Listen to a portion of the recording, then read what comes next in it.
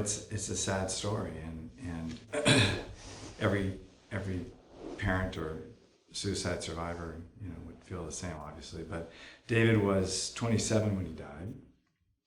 He had been a long-term sufferer with addiction and had a really tough time with that. He in and out of treatment over and over and over again, and eventually kind of gave up on treatment. I think Brad had me count up.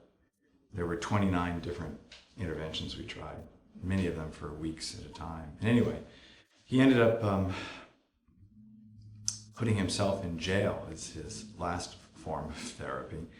And while in jail, he was diagnosed with a tumor in his cheek that had been there for a while and had been biopsied before. And he hadn't done anything about it because he was on the street, basically. And when we got him out of jail and he was sober and we had it taken care of, it turned out that it was a cancer, it was a malignancy. And that was just, I think, too much for him. He had finally found some, months of sobriety on his own terms, and he just became horribly depressed. And I found, it was a very rare tumor, and I found a place up in Seattle that was really expert at that, and we went up to visit them. And after our first appointment, he snuck away, and I couldn't find him. That was the last time I saw him. I looked all over the city. I was by myself, and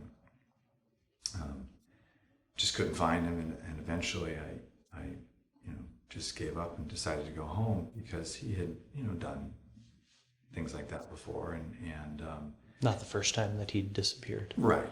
And so I was, it turns out I was stuck in traffic driving to the airport right in downtown Seattle, and I heard all these sirens going off, and I think, well, what's going on?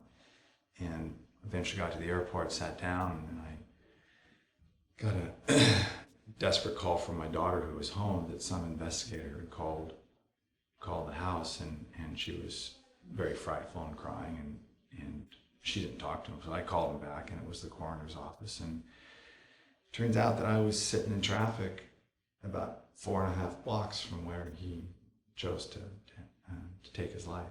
He jumped off a building. I was right there. I've been looking for him all day, and he was just down the street, basically. So it was, as is every suicide, very traumatic. I mean, it's a traumatic event. People, don't slide away in that usually. If there's something bad that's happening, it was, those images are hard to let go of, where you were in that moment and what it felt like.